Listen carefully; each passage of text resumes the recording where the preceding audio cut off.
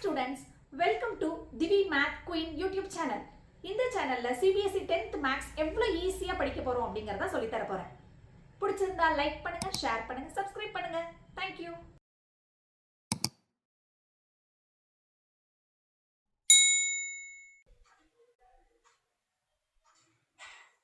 Thank you for all subscribers and viewers. இந்த வீடியோல chapter 2 polynomialsக்கான introduction and exercise பார்க்க போறோம். chapter 2 polynomials. Polynomialsனா என்ன? Poly அப்படினா many, combination of two or more terms connected by plus, minus, division and multiplication is called algebraic expression. இது எல்லாம் சேர்ந்தது தான் polynomials. Examples கொடுத்திருக்கோம் பாருங்க. 5x power 5 minus 4x power 4 plus 3x plus 2. Difference between expression and equation. Expressionக்கும் equationக்கும் என்ன difference?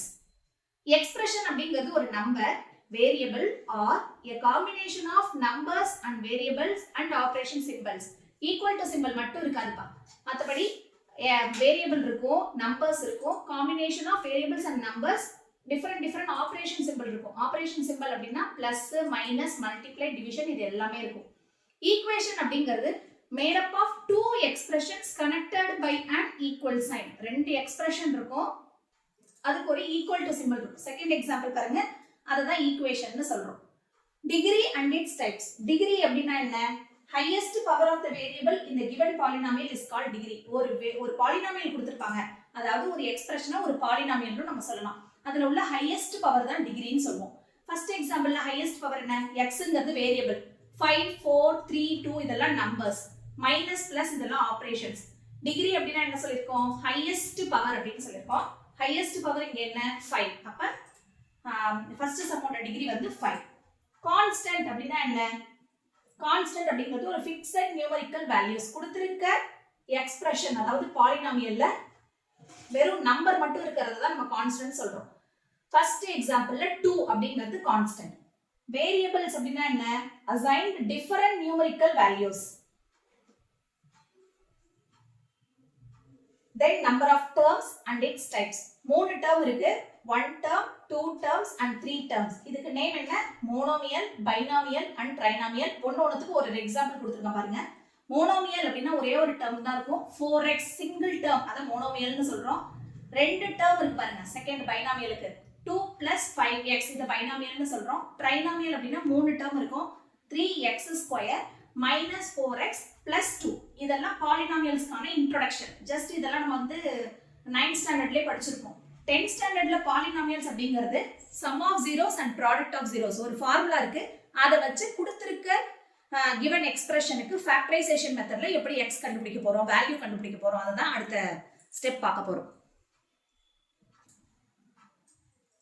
Exercise 2.1 question என்ன கொடுத்திருக்காங்கன்னா, the graph of y is equal to p of x are given in the diagram below for some polynomials p of x. Find the number of zeros of p of x in each case. How many zeros னு நம்ம கண்டுபிடிக்கணும். p of x ல அந்த diagram டச்சா இருந்ததுன்னா எத்தனை zeros னு கண்டுபிடிக்கணும். இதுக்கு பேரு கார்ட்டீசியன் பிளேன் னு பேரு. x axis, y axis. Single line இருந்துச்சுன்னா அத நம்பர் லைன் சொல்றோம். இந்த மாதிரி பிளஸ் போட்டு இருந்துச்சுன்னா அது கார்ட்டீசியன் பிளேன் அப்படின்னு சொல்றோம். x x dash y y dash கொடுத்திருக்க அந்த லைன் x ஆக்சிஸ்ல டச் பண்ணி இருந்ததுன்னா how many zeros அப்படின்னு கண்டுபிடிக்க சொல்லிருக்காங்க. இப்போ இந்த லைன் டச் ஆகவே இல்ல x ஆக்சிஸ்ல, so no zeroங்கிறது answer.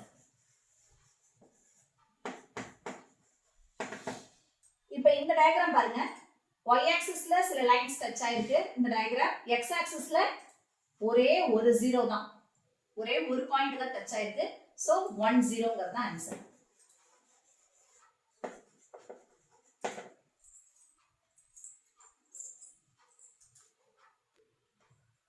Third subdivision, 1ல தேர்ட் சப்டிவிஷன் டாட் வச்சு காமிச்சிருக்கேன் பாருங்க. அந்த டயகிராம்ல x ஆக்சிஸ்ல எத்தனை பாயிண்ட் டச் ஆயிருக்கு டாட் வச்சு காமிச்சிருக்கேன் பாருங்க, 3 zeros. ஃபோர்த் சம் அதே மாதிரி x ஆக்சிஸ்ல ரெண்டு பாயிண்ட் ஹைலைட் பண்ணி காமிச்சிருக்கேன் பாருங்க, சோ 2 zeros. இப்போ ஃபிஃப்த் சம் இந்த டயகிராம் பாருங்க, 1 2 3 4. இந்த பாயிண்ட் எடுக்க கூடாது, because இது y ஆக்சிஸ்ல இருக்கு. x ஆக்சிஸ்ல டச் பண்ணி இருக்கிற அந்த பாயிண்ட்ஸ் தான் கேக்குறாங்க how many zeros னு 1 2 3 4 அப்ப ஆன்சர் என்ன 4 zeros. 6th subdivision பாருங்க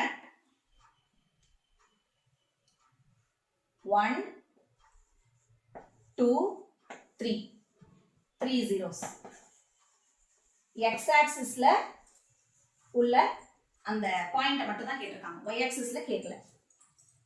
இந்த மாதிரி எந்த டயக்ராம் கொடுத்தாலும் x axis கேட்டிருந்தாங்கன்னா x ஓட பாயிண்ட்டை கவுண்ட் பண்ணி எழுதணும், y axis கேட்டிருந்தாங்கன்னா y ஓட பாயிண்ட்டை கவுண்ட் பண்ணி எழுதணும். 1 மார்க்ல கேட்பாங்க.